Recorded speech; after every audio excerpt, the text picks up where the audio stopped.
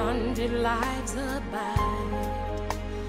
Come to the place where you will find new life. Yeah, yeah, yeah. This message will be preached or something similar to it in a series of sermons in the future that I hope to preach on the ministry of Elisha and this particular historical part of Old Testament scripture. There is so much in this text, so much teaching, so much preaching. But this text, even on its surface, is somewhat strange. It borders on weird. It's Alfred Hitchcockish. It's Twilight Zone-ish, because the pieces, the elements don't fit. There's a man with a dread disease, and there are rivers.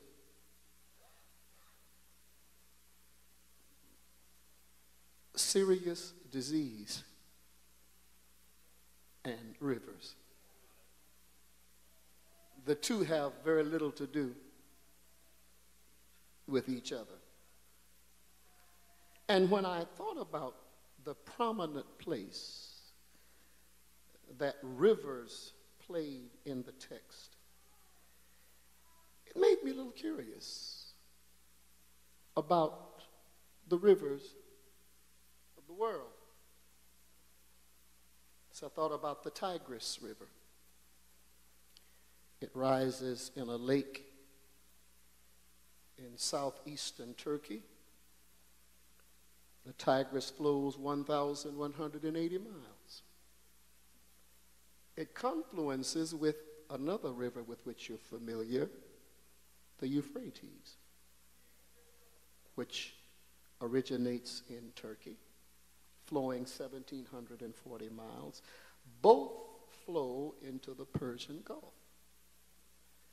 The Tigris and the Euphrates are mentioned in Genesis chapter 2 and verse 14, because these rivers literally surround the very cradle of civilization. Then I thought about the Amazon River.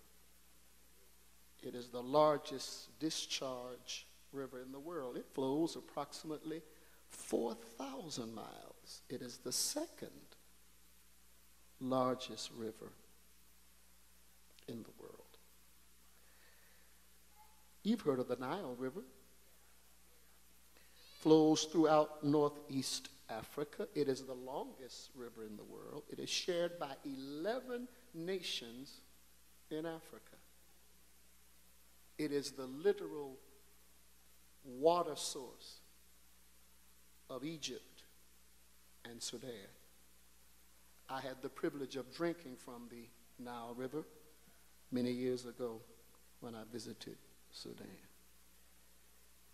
You remember the Nile because Moses was placed in the Nile, and Moses was brought out of the Nile by Pharaoh's daughter. But you also remember that one of the 10 plagues of God on Egypt was when the Nile was turned blood red. Closer to home, the Mississippi River. Beginning in Minnesota, there's nothing but a stream. It slowly meanders 2,340 miles through the United States. It borders or passes through 10 states. the rich silt deposits of the Mississippi make the Mississippi River Valley the most fertile agricultural region in the nation. Much of our story deals with rivers. Did you notice in the text that Naaman mentioned two rivers? The Abana and the Pharpar. Both rivers began in Lebanon, flow down through Damascus, which is the capital of Syria. But let me tell you about the first river, the Abana. It was a clear, beautiful body of water. And it produced, along its banks, it produced orchids. And there were beautiful gardens because the river was so clear and beautiful. The Abana. Sound like a resort, doesn't it? Sounds like sandals.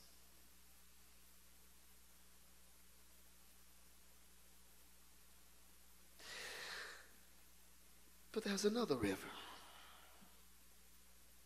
in the text. It's called the Jordan River.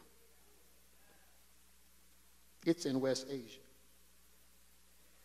It's only 150 miles long. It flows into the Red Sea through Israel. That's about all I can say about it. I've crossed it. It's not the Nile. It's not the Amazon. It's not the Mississippi. It's not even Abana and Pharpar. It's hardly, it's a little longer than this building. I've crossed it. Allenby Bridge out of Jordan into the Jordan River. It's not much to it. It's not impressive. Well, it shows up in Scripture because you remember that Joshua led them across the Jordan, and it stood at attention in dry land. Elijah crossed the Jordan when he was waiting for the chariots to take him to worlds unknown, and then Jesus was baptized in the Jordan. But that's about it. And yet the Jordan becomes the critical river in this story.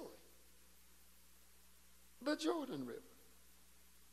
So this is such a parable of life because this is a man, a noted, gifted, prominent, leading official of Syria, a military distinguished gentleman with all the trappings that go with wealth and fame and notoriety and popularity, but he's a leper. And upon the discovery of his leprosy, a young lady who had been taken captive in one of the skirmishes with Israel says to her mistress, "There's a prophet in Israel who can cure him of his leprosy." But they didn't pay that any attention. Naaman went to the king of Syria, and the king of Syria went to the king of Israel with a letter, basically saying, "Cure my servant." The king of Israel said, "He's doing nothing else but surreptitiously trying to pick a fight with me. I'm not in the place of God." But the man of God heard about it and said, "Send the general down to my house." So look at Naaman with his entourage going down to the house of the prophet. Now that's weird. He was at the king's house. Now he's going down to the prophet's house. And there's some bad news for us in this text, and I hate to break it to you, but Elisha did not just say he'll know that there's a God in Israel, but there's a prophet in Israel. Oh my God. We try our best to get to God without the prophet, but he'll know there's a prophet. And what New Orleans really needs is a prophet. That's what we need. What America needs is a prophet. So he goes down and he stands at the door. But Elisha does not go out. He says, tell him, go wash in the Jordan. All right, let me set the stage for you. I'm in my study. President Obama, the Secret Service, all of his officials come and say to me, and I'm sure all of my staff would come anxiously to my door to let me know the who? The president is here. And I would say, stop teasing. No, he's here. And he wants you to pray for him. And I said, tell Barack I said, go out there and let Shauna pray for him. You would leave this church. Yes, you would. You say, I can't believe Bishop Wiley insulted the president. I'm going to another church. I can't take it. Bishop Wiley is so, I really thought for that. I thought Bishop Wiley was halfway intelligent. I'll never go to that church. I'll never be a member of a church where the pastor wouldn't come out and see the president. Who does the bishop think he is? The president thought enough of him to come to his church, and that arrogant, bloated, egotistical, egomaniacal, stupid, asinine, dumb Bishop Wiley sent a message to tell Shauna to pray for the bishop. He should have been coming out there kissing and bucking. Oh, you'd say that. Yes, you would. You would never speak to me again. And if someone said to you, do you go to Life Center out of embarrassment at my congregation, you'll say, because you would want to be associated with a bishop that doesn't bow to the president. Because in your mind, he's the real deal. In your mind, he's the important one. I'm just the bishop. But he's the one, that's the problem with the church. We don't really know who's important. You should see how you're looking at me. He said, and he never did come out to see him. And Naaman was incensed. He was angry. First of all, he said, now let's get this straight. First of all, I'm Naaman. He should have been glad I came to his little old raggedy house. He should have brought himself out here, bowed to me like everybody else. Watch this. And he's telling how the prophet should have healed him. He should have come out, look at this, slapped his hands over me and called on his God. Now he's the one with leprosy, but he's telling the prophet how to make him well. That's ego. Why didn't he? And then he wants me, Naaman,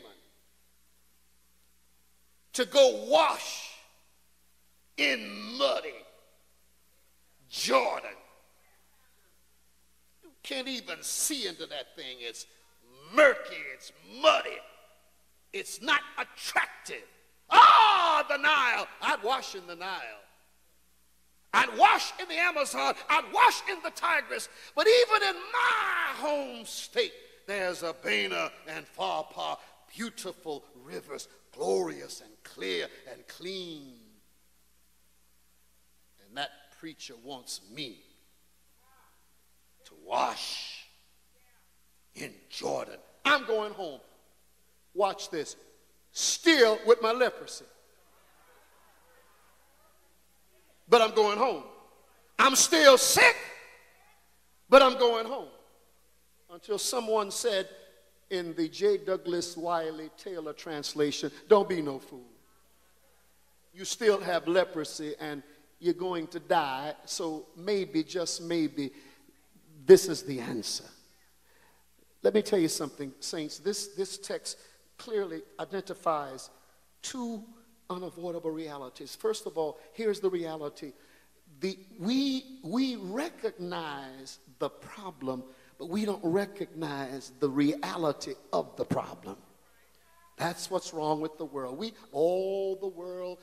You turn on the television, and every news station and all the talking heads, political, social, economic, they all know the problem. No one is denying the leprosy of our society. No one is doing that. You would be completely, I can't think of the word, you'd be completely out of it to deny the leprosy in our culture. We're there as a society. The problem is we don't recognize the cause of the leprosy. We see the problem, but we refuse to deal with the cause. I know I have leprosy, but what's causing it? What's the underlying cause? I thought about this morning. It's amazing to me that we cannot get rid of these problems. We just can't. It's 2014. We're supposed to have evolved as humans to a more sophisticated, intelligent, educational animal, but we're still so primitive. Notice, we still can't get rid of war. We still can't get rid of strife. We still cannot get rid of racism and sexism and xenophobia. We can't get rid of crime. When I was a child, heroin was very popular. And I thought maybe we were done with that. But I heard that heroin is back. But here's what confuses me. If generations before us had the problem with war and strife and sexism and xenophobia and drugs and crime, but we keep producing new generations. Very few people are alive now that were alive when I started preaching 51 years ago, and yet the same problems exist. So we produce a new generation, but still same problem. And we thought if a new generation could arise, but it seems like this generation is acting just like the one that came before. That's amazing to me. We can't get rid of it. This is 2014, 100 years ago, World War I. And what's going on right now? Wars. Can't get rid of the problem. That's interesting to me. Just can't. Rich men in Congress, very rich men, think that $10 an hour is too much. And they make stupid, asinine, almost said the wrong thing, statements like, well, they pass it on to the consumer. Isn't that interesting? When I started driving an automobile, gasoline was 37 cents. Now for premium at Exxon, it's $3.78. Did somebody pass on something to me? If it takes 25 extra cents for a Big Mac to pay the worker $10, if you want a Big Mac, you'll pay 25 cents more. They pass it on to us anyway. My mother and I used to go to the grocery store and buy all the groceries we need for a week with $10. Now $10, you get a loaf of bread and a gallon of milk, and you still go owe the taxes. Does anybody remember when a car cost $3,000 and a house cost $10,000? See how far back, you don't even remember that, do you? A house cost $10,000 and a car $2,600, $3,000. We brought home $125 a week and thought we were making it. My church almost fainted when they started paying me $400 a week. The Reverend Rich. Not you. You wasn't at church. That was at some other group. If you go to buy a car right now with $10,000, they're going to say, is that all you got as a down? Of course, it depreciates when you drive off the lot, but that's not what I'm preaching about. No, get the picture. But there must be something, because we keep doing something to the leprosy. 1965, President Johnson signed the Voting Rights Act, and we're still struggling with the voting rights. I'm talking about this leprosy won't go away because we don't recognize the real cause of the leprosy. And Naaman didn't recognize it. How do I know? Because first, he went to the king for the solution. Problem one. Secondly, he wanted to dictate. And the second problem in this text is not only do we not recognize the real cause of the problem, we reject the nature of the solution. I don't like that solution. And we don't like the solution because the solution is found with a one little three-letter word that has fallen out of the theological vocabulary of the church and the vocabulary of the society. It's called sin. Do you know? I get those magazines. I get those books. Do you know what they're told today? I'm not talking now about the New York Times or the Picayune or the Advocate or the, no. I'm talking about Time Magazine or Ebony or Essence. I'm talking about they tell preachers. The latest word on church growth from some circles is this. You cannot build a great church if you talk about sin. They tell us now, if you want to get a church packed out with thousands, don't talk about sin. Don't mention it. Talk about human nature. Talk about, be psychological and philosophical. Tell people how good they are. Tell them what's right about them and make them feel good. But that's all well and good. But when they leave, they still have. I'm not against positive preaching. I'm not against making you feel good. But I don't want to be made to feel good about a disease that's taking me out. Tell me the truth. I don't want to hear the word cancer. But if I've got it, you need to tell me so I know what to do, or at least prepare to get out of here. What we need is the truth. What we need is somebody to tell us we have a disease, and the only thing that can help this disease is something we may not like. Naaman resented the attitude of the prophet. He resented the solution. He said, look like to me, I ought to be able to wash in my own river. In other words, when man does recognize he has a problem, when he does recognize he has a need, he immediately begins to devise his own solution. And that's why the world cannot be saved, because it's seeking to save itself. It believes spend more money for this and build larger armaments and build bigger planes and build bigger buildings and put this in the school system. And let me tell you something. I am not an anarchist. I don't have my head in the sand. I think we ought to have better schools, and we ought to have better roads, and we ought to have better living conditions, and we ought to fight for civil rights, and we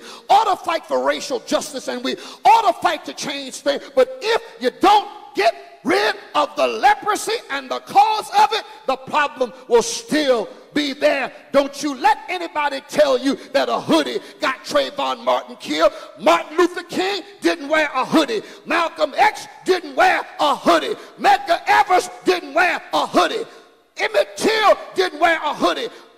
John F. Kennedy didn't wear a hoodie. It was not a hoodie that killed that boy. It's leprosy. I don't kill you because you got on a hoodie. I kill you because sin. Why don't we call it what it is? March in the streets. We've marched in the streets. Protest. We've protested. Go to Washington. We've been to Washington. Elect a black president. Get a black man on the Supreme Court. Elect a black mayor. Elect a black governor. I don't care what it is until we go down to Georgia. On a hill. On a hill. On a hill. On a hill. Far away. Stood it all. And all. And all. And all. Rugged cross. Behold the Lamb of God who takes away, not the racism, who takes away, not the ignorance, who takes away the sin of the world in Jordan. And so when Naaman went down to Jordan and dipped in Jordan 7 times, I said 7 times. You don't hear me. You got to do more than go to church. You got to dip 7 times. You got to do more than give me your hand and guard your heart. You got to dip 7 times. You've got to do more than become a member of the Life Center Cathedral. You've got to dip 7 times. You got to do more than wear the right clothes and come to the right meeting. You've got to dip 7 times. 1 is the number of unity. 2 is the number of division. 3 is the number of strength. 4 is the number of direction. 5 is the number of grace. But 6 is the number of man. And if he had stopped on the 6th time, that would have been a human. But 7. Why y'all pushing me? 7 is God's number. And when it came up the 7th time, his skin was like a baby. Why? You know about 7. Don't you know about 7? Don't you know about 7? You know about 7. You know about 7, don't you? God created the world in 6 days, but on the 7th, he rested. March around Jericho 7 times. You don't hear me, do you? 7 things are asked for in the Lord's Prayer. Mary spoke 7 times in the New Testament. Jesus spoke 7 words from the cross. In the book of Revelation, there's 7 churches, 7 seals, 7 bowls, and 7 trumpets. I found the answer. God is my answer. God is my solution. What can wash away my sin? Nothing. Nothing. Nothing. Go down to Jordan. Nothing. Go down to Jordan. The river of Jordan, chilly and cold. Chilled my body, but not my soul. Stepped in the water. Water was cold.